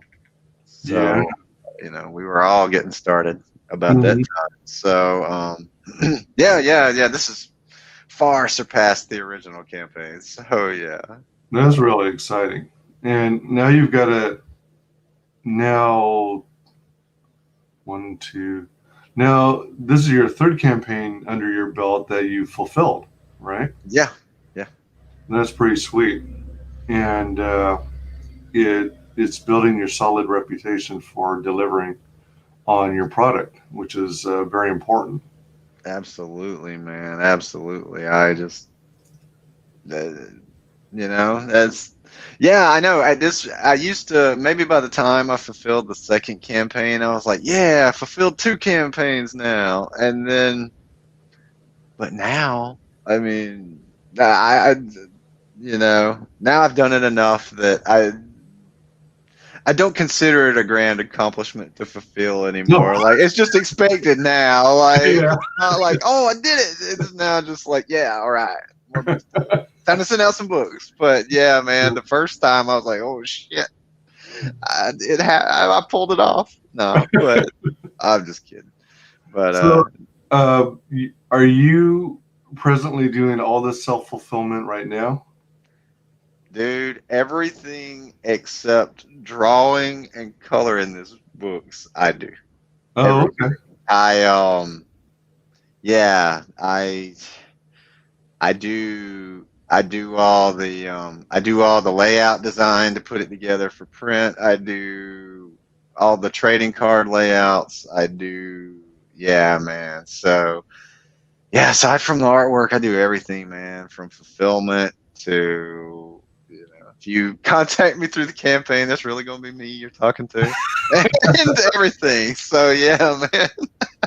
It's really the Wyatt Yeah. Holliday. Yeah, email me and it's really me. No, but yeah, man. So yeah, It's not some assistant, huh? yeah. No, I need an assistant, but that time will probably have to come. But because day job too. So it's I stay busy, man. So Oh yeah, that's a lot of work. yeah. So on the tiers, you got the both covers and a companion, which is good. Mhm. And am I correct me if I'm wrong if I have it wrong, but on this campaign, the Legendary Edition, you got this cover and then the nighttime skinny dipping. Mm-hmm.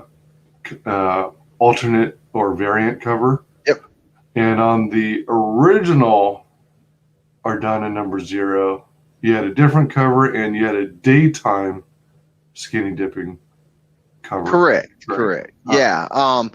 If as far as this campaign itself, if you get that perk, that is everything that was new.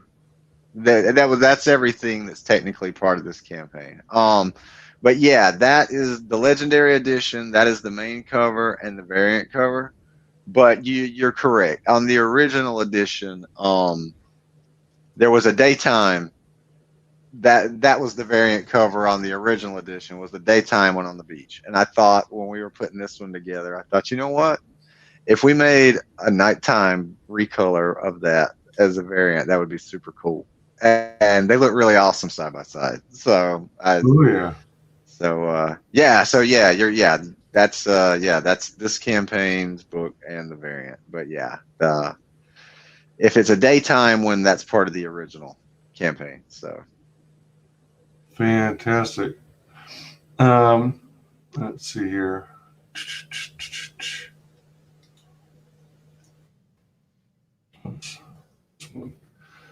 And then it's great they have the featured perk because, excuse me, I like when creators have a featured perk because it's like the best bang for your buck. You get to experience the book and the story. Plus, you typically get some extra bonuses. In this case, you get the variant cover of the book as well as the companion book. Absolutely. Can't beat that. Look at that. 69 claimed. That's cool. What coincidence? Yeah, exactly. Ardanna number 0, Legendary Edition. This is a standalone book, right? Yep. Just the Printed. book. Yep. Man, $15. That's very affordable. Yeah. I didn't want to get too wild with it. I mean, it's only a 24-page book, So, Gotcha. I want it to be within the realm of, crowdfunding, Comicsgate, Awesome. So, plus people didn't know me, and I wasn't gonna make the new version more expensive than the original one. So I just left it the same price, $15. Yeah. Right on. And then we get the Moonlight Swim variant, also 15. Mm-hmm. So the original Legendary Edition looks to have been more popular than the swimsuit one, but it's still gotten a lot of support, which is nice. Yeah. Ardanna number 0 and the companion together. That's good. That's cool. Yeah. If you if you just wanted the main cover and the companion, the supplemental book, then that's a great one. Was there did you make available the variant cover as an add-on? So if you, well, I guess you don't really need it if you already have. Yeah, you don't really need it. Just go grab that one. But the one thing I could have done was made the variant cover and the companion. So a lot of people had to buy the variant cover and add on the companion. You may, you boo-boo sometimes. Yeah. But otherwise, I would have had that as a perk as well, in retrospect. So. And then we get the logo T-shirt, black. Yeah, I didn't add that till after we went in demand. So I was surprised one sold. So I didn't add that till way late. So, but yeah, if you want an awesome freaking T-shirt, yeah, it's still on the campaign there. In a future campaign, would you consider doing, instead of the logo, like a picture of Ardanna, like you did on the, like taking the image from the print, for example, or the bookmark? Oh, for sure, man. Yeah. Because I think, at least me personally, I think I'd be more interested in a T-shirt that had like this image, for example. Right. Yeah, definitely. Yeah. I thought logo would probably be cool for a first campaign. And we're definitely gonna do more from here on out, because did you see like on the Super Dead campaign that Mandy and Peter have, they've got that Super Dead T-shirt with the black and white logo that's pretty popular, pretty awesome. Right. And so yeah, we put that together for that one, and that was about the time I said, I never put a T-shirt on a campaign. I should probably put a T-shirt on a campaign. And so that's what happened. But nah, man, I got oh man, thanks. Thanks, Grown Up Trent. I've got the Eternal Armor. There's a T-shirt for Eternal Armor, and it's more than a logo. It's awesome. So yeah, you'll like it. So. And then the next one is Ardanna number 0, both covers. Yeah, that's both covers without the companion if you just wanted both books and none of the extras. Yeah, so apparently there are some people who aren't as big into the behind the scenes stuff as I am. Yeah, and that's for those guys and gals, So It's good you had this tier available for them. yeah, I try to make as many combinations of it as available, as I can, because I'm that way too. Sometimes I want this cover and that cover, but not this, or I could do without that. And if there's a perk for me, that's really nice. But so I try to be as accommodating. I don't want people to have to get extra stuff they don't really want. If a better, if another perk would work better. So. Yeah. And then we've got the WyzGyz perk right there. So that is, that's everything from both campaigns. 7 books. If you're new to crowdfunding or you're new to Comicsgate or you're just getting started with this, don't have 4 covers on your very first campaign. I'm here to tell you right now, don't do that. It's awesome now, but you need to be able to sell more books than I did in my first campaign before you go having 4 covers. But the thing about it now is, though, I didn't have many left. So but in retrospect, I wouldn't have had 4 covers. But yeah, pretty much anything I do from now on, I'll have 2. That's going to be about it. But you get all 4 covers of the first, the original campaign, plus the companion, plus the 2 books from this one. And there's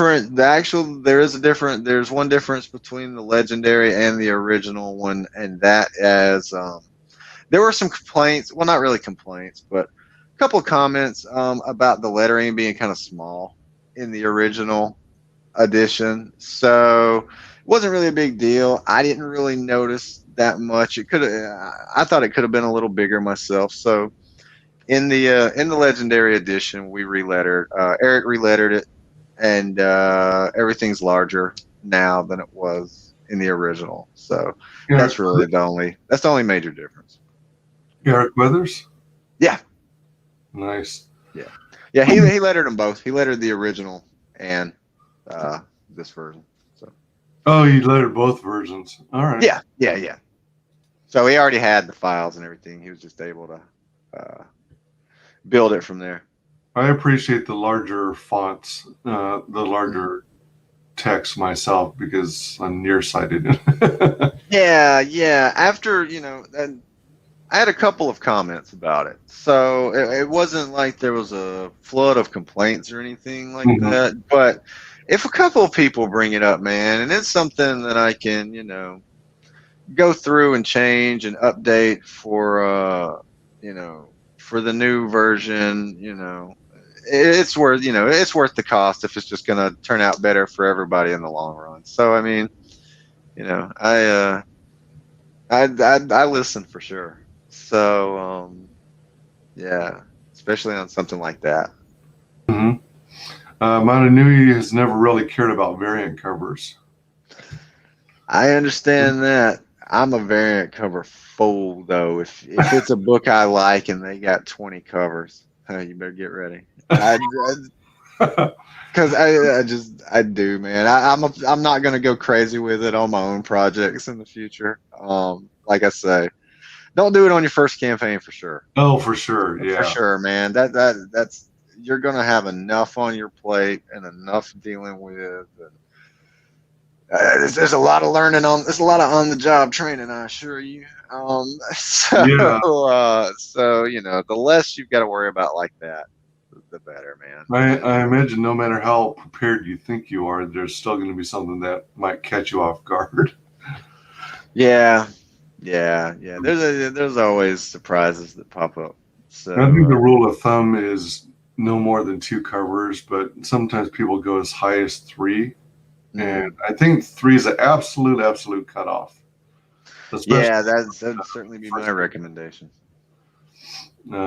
Especially after the first or second campaign. And then to Metanui's comment about not caring about variant covers, yeah, you know, people like different things, and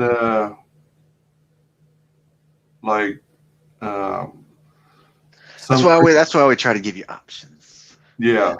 So you know, I think you know, if you can build a campaign that's got something for everybody, whether they're you know, main cover only kind of person, or you know, they want it all. Yeah. Then you know, I just, you know, try to build something for everybody. So you know, we freaking love you guys and appreciate all the back end support. So I mean, you know, any, you know, feedback, you know, if the font, you know, if the words are too small, let me know. If we'll get it fixed, you know. So you know, things of that nature. So you know, it's just awesome, man. So having a good time.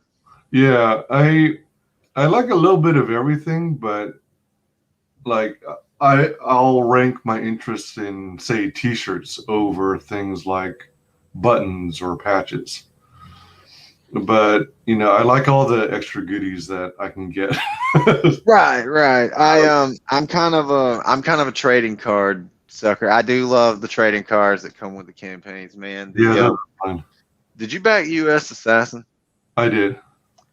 The trading card that came with that is one of my favorites so far. It's not foil. There's nothing fancy. There's nothing super fancy about it. It's just that Mike McMahon's. There's something about it that looks like it came out of a Marvel trading card set in the 90s. Yeah. And it reminds me of that, and it's an awesome card. That's one of my favorites so far.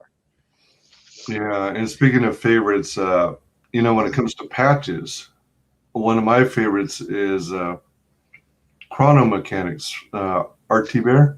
Yes. That's a cool looking patch. Yeah, man. A lot. Yeah. Let me see here. Oh, I meant to ask you. You were talking about how you're into variant covers. Mm-hmm. Was it Marvel Comics who decided to release like 52 covers, or was it only like 30? You know, I think Marvel did that for something a couple of times recently, but they also did that. Didn't they also do something crazy like that for Wonder Woman 750? Oh, maybe. I think they made a ton of covers for that, but Marvel seems to be the most egregious offender as of late. Yeah, insane. Okay, Marvel, I do take that back. If you have 52 covers, count me out, man. I'm gonna pick the one I like and the one with the hot chick on it, and you can have the other 50. Right. So, I thought they were doing, unless it got canceled, but I thought they were doing like 52 for the new 52. But then I thought there was a campaign where they were doing a book where they did 30 to represent all 30 days of the month. But I don't know though for sure. It was just something I thought I heard. you know, that was, I think that was DC, and I think that was a while back. It sounds familiar though. I know what you're talking about. But I forget precisely what it was. Oh, Gargoyle asks, how about backing other campaigns with backer funds? I don't think that's a wise move, El Gargoyle. I don't think that's the way to get started out. No, not at all. While I do not give career advice, I would recommend to not do that. When you do get the backer funds, no matter how cool those other CG books may look, man. Yeah. You got to reserve any backer funds for production and fulfillment of your own book. first and foremost. You know, you do know what El Gargoyle is referring to, right? There was one or two CGers who did that. Yeah. I don't want to, I don't want to call any names or anything, but yeah, when that actually happened, that person in question had backed the first Ardanna campaign back then, and so I just gave away. I gave away an equal amount of Ardanna books to like random people who followed me on Twitter. And so I was like, I'll give it back to the CG customers. So, and but that's not a career move I would advocate for. Excuse me. Hey, Doc Hog. Hey, everyone. Matanui says, it's because I'm only ever going to buy one. Why should I care about 3 other variants when that's all that's different? Very valid point. Very valid point. I mean, can't argue with you other than the fact that I like it. There's definitely logic in your argument there. Absolutely. The main draw is the potential for another person's artwork that you dig. Mm-hmm. And sometimes as a collector, that variant may be super rare or whatnot. And then I guess kind of in a way, like I don't think anybody that we know has any favorite mainstream books anymore. But if there were a mainstream book that you really loved and you wanted to make sure that you supported it, and say Captain Marvel had 4 covers and you really loved Captain Marvel and you just had to have them all, then you can support Captain Marvel 4 times and have 4 different covers. That's a fact.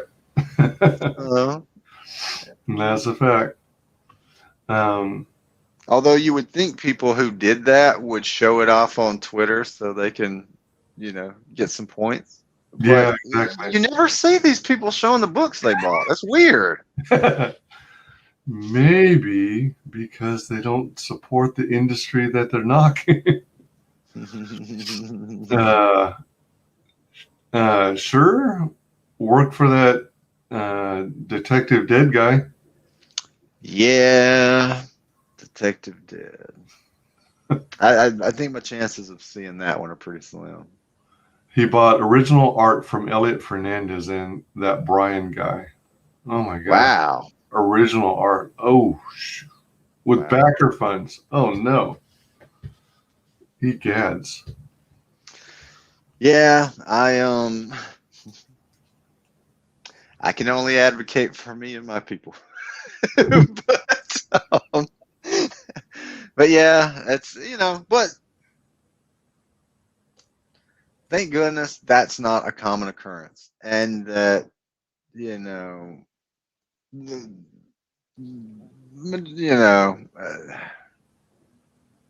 what can you do? I mean, it's shitty, Yeah.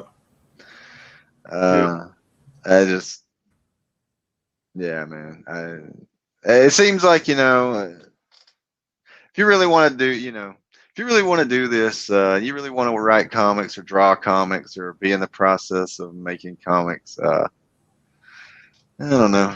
Seems like you'd have a better plan when you got to that point, but I digress. So the Legends of a New Age, you literally get everything from this campaign, Ardanna #0 Legendary Edition, as well as the original Ardanna #0 campaign. So you said it was 4 books? Yeah, plus the companion, and so technically, it's 7 in all. So 5 books. Nice.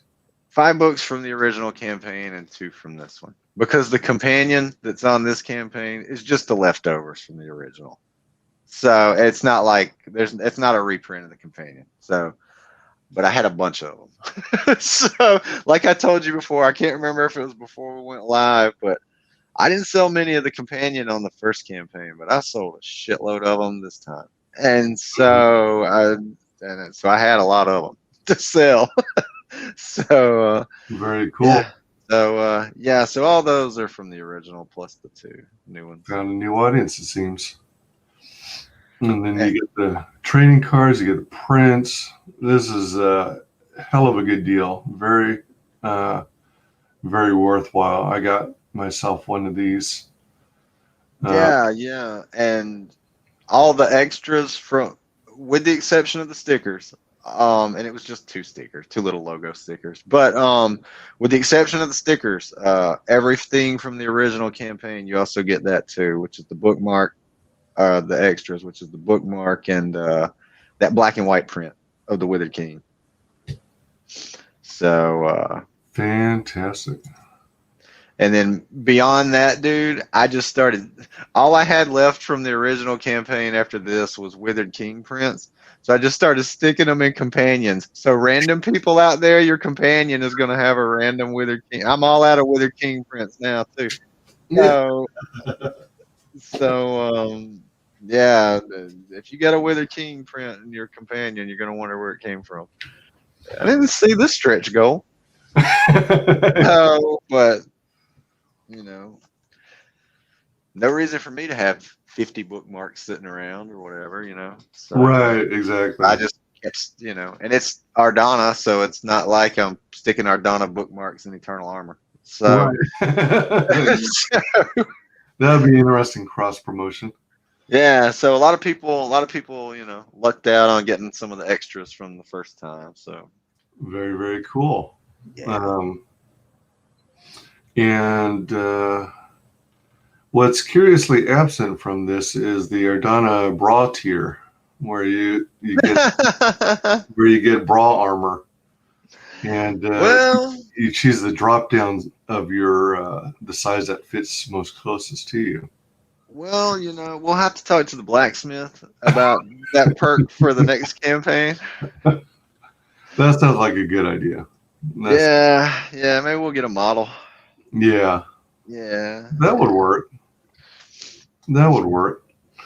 Let me see.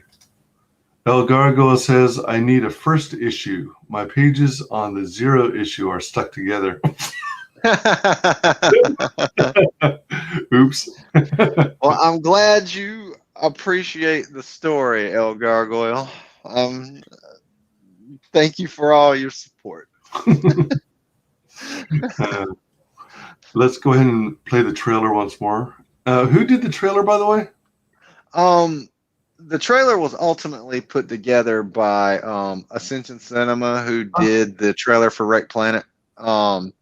Nice. As soon as I saw the Wreck Planet trailer, I was getting ready to launch this, so I contacted the dude. I believe his name's Ryan, and I contacted him and like, need a trailer. It just so happens I need a trailer, and so we worked it out. I've written storyboards for commercials and things before as well, so we worked it out, put it together, and came up with the script and everything, and then he took care of it from there. Got the voice actress. You know, I had a couple to choose from, and we got what worked. And you know, he put everything together, and she did the recording.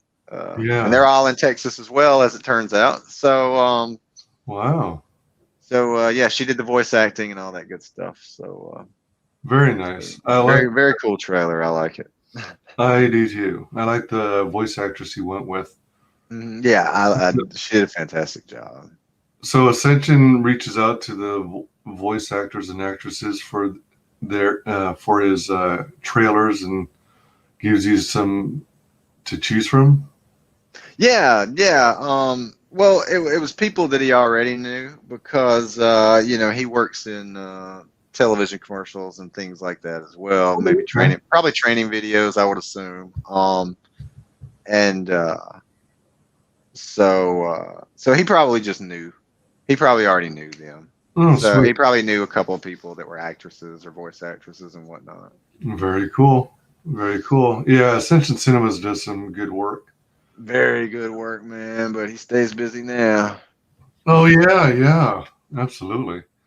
Uh, El Gargoyle says, if Ardanna were real, I would have had 5 kids with her. Just 5? Why not enough to make a basketball team? Let's play the trailer. Yeah. Ever since I was a child, I longed to hear the stories my father would bring home. His sword was my connection to the adventures, tales of treasure, war, and great beasts. As he searched to find what was stolen, until he never came home. It's been 15 years. I'm not the child I once was. His stories built a fire that shaped who I have become. I do not know his fate, nor can I wait any longer to know where he is, or if he's dead. One thing is certain. I will finish anyone who stands in the way of me finding my father.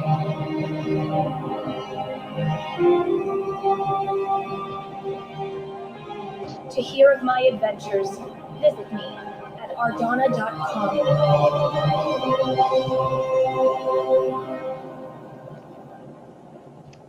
Do the golf clap like I do on Mandy's channel. To learn more about me, visit me. Yeah, Ardanna.com will always take you to whatever the most recent campaign is. So for anybody out there, you know, if you have trouble remembering, that'll always get you to whatever the newest is. So Does that mean you have to acquire all these domains for all the different titles you do? So you got me myself, yes. I have the domain for Ardanna, Eternal Armor. El Gargoyle says, I'm not that Mexican.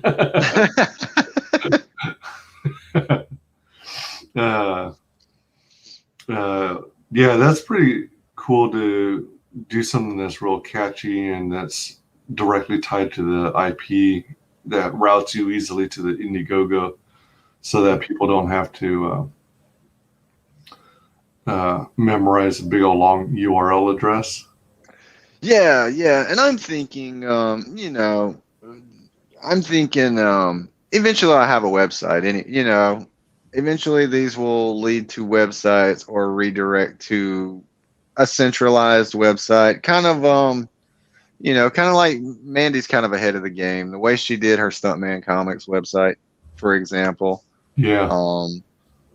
It's kind of for her imprint, and it's a good repository for Wart and Super Dead, and anything she's affiliated with. So I'm sure I'll do something like that at one point. But I own so many domain names, it's stupid, man. So yeah.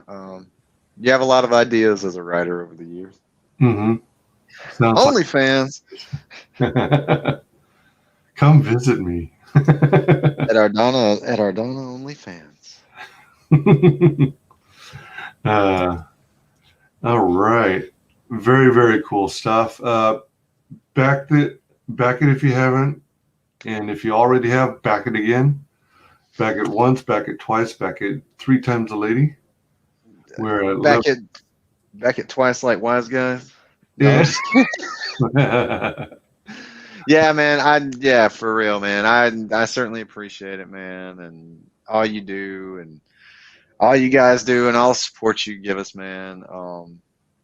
It's why we do it, man. It's awesome, brother. We can't thank you guys enough, for real. Yeah, we have an amazing community here. It's easy to get passionate about it, Mm-hmm. It's just infectious.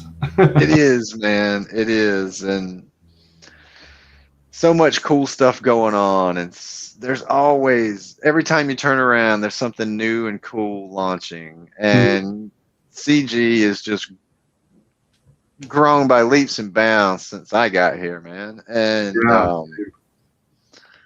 like I say, I used to be able to name every creator, but so it's grown so much, and I love it, man. I don't always get to talk to everybody as much as I'd like to, but because sometimes it'll be a month and I'm like, man, I haven't talked to Eric in a month. So yeah, but it's staying busy, man. Staying busy. Oh yeah, for sure. So, how about you, man? When are you gonna do a book? As soon as I can get off my dead ass. I'm trying to build up the funds again. I know how that goes. Well, see, I'm interested in, returning to California to visit friends and family because I haven't seen them in 6 years. Yeah. But I'm contemplating, picking up a bunch of creators are suggesting getting an iPad Pro and stylus Apple Pencil. Mm-hmm. So I'm considering going that route. And I've got 2 IPs in mind that I worked on back when I was a lot younger. Mm-hmm. And part of it is deciding what direction I'm going to go in for the first project. Mm-hmm. I'm hoping to get one launched this year. My original plan was to try and have something ready to launch early this year for release by fall in time for the Fans Fest. Yeah, right. Because that's where it's tentatively scheduled, Orlando, Florida, in fall of 2021. Mm-hmm. But I think there's talk about it possibly getting delayed again. I don't know. Depends on what the whole COVID situation is. Right. Depends on what Florida. I don't know. Florida seems to have a lot of freedom. So right now, it may still be doable for fall. Florida might be the best shot we got. And some of the early talk was that creators would get their table space covered. So I don't know if that's still going to be the case, but that was kind of something that appealed to me. But regardless, I want to be able to go to that convention. I want to have a book if possible. I don't know if I'll have everything together in time for that, but it would be great. And I think part of it is putting the time and effort into working on these projects and seeing which one is further ahead than the other, and then going with the one that I've made more progress on. Right. Because they're like 2 totally different properties. One is based on, the old comic strips in the papers and the funny pages. Think Garfield meets Peanuts meets Calvin and Hobbes. Sure. That kind of idea, where it's suitable for all ages. Like as a kid, you enjoy the quick punchlines, but and the funny actions. But as an adult, you can appreciate the thought that was put into it. Right. And then the other property is like a 180 from that. It's the comic books I grew up on. Traditional superheroes being heroes, something to look up to, kind of in the vein of Peregrine. So those are the 2 projects I'm working on, but the trick is making the time to yeah, man, I know what you mean, dude. Oh, go ahead. I was just gonna say I need about 4 more hours in the day. If I had if the day was about 28 hours, I could probably get everything done. Yeah. Or if I just didn't have to sleep. Yeah, there you go. Yeah. I'd probably take that one. Yeah. I mean, as you are probably well aware, I spend most of my time either working or streaming or promoting. Yeah, man, you quite stream busy. a lot. I see you online. I see you live quite a bit. So Yeah. And when I'm not in my own streams, I'm usually attending other streams, or I'm modding for other streams, or I'm a panelist on other streams. yeah. So it keeps me busy. Hey, Don Chen, how's it going? Glad to have you. Oh, nice, Don Chin, nice. Yeah. How are you guys doing? And I wonder if we've had Don on Mandy's. I can't remember now. Huh. But If you haven't, you definitely should. yeah, I know. That's what I was thinking. He's got that cool project, X-Farce. Yeah. Yeah. Speaking of which, yeah, that's where you guys can normally find me. If you go to my YouTube channel and you say, "Man, this guy doesn't have any videos." Yeah, that's because I squat on Mandy Summers' channel. So yeah, go you wonder where I am. That's where I'll be. Yeah, I was just about to say, I'm giving you the floor. Share with the world how you can be found on social media. Yeah. Well, Twitter, I'm _ Wyatt Holliday, 2 L's in Holiday. YouTube, Mandy Summers, and at Mines, I'm just at Wyatt Holliday. Gab at Wyatt Holliday, and I don't do Facebook. If you see me on Facebook, it's fake. I don't do Facebook or any other social media other than those 3 I mentioned. But yeah, and then and I'm on Twitter quite a bit. So, out of curiosity, does it have an underscore on Twitter because there was another Wyatt Holliday? Yeah, oddly enough, I think it was some faker. Some name squatter. Dang. Not really. I'm being funny, but yeah, it was already taken, and I had no idea why that would be. Oh, interesting. So I was like, well, I guess I'll just have an underscore then. Yeah, there we have it. So, hey, as long as you don't have to go to _Ardanna.com, you're good. So, oh man, that would put a kink in the works.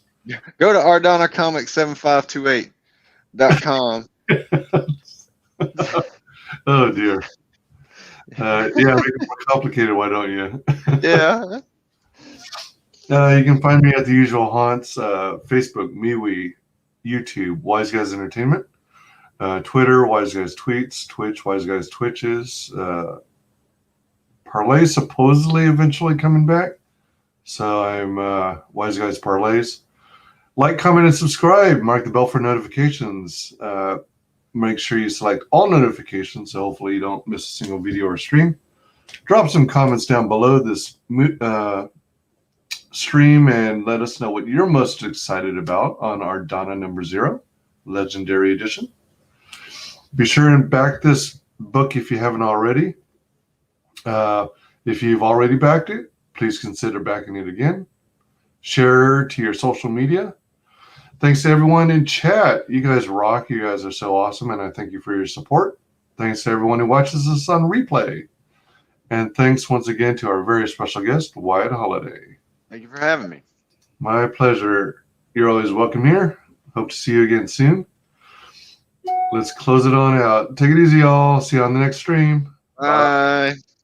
Final guest is the only person below Wyatt Holliday in the Comicsgate phone book. It's my favorite failed clone of Peter Sammetti. The YouTube channel. How you doing? Welcome to the show.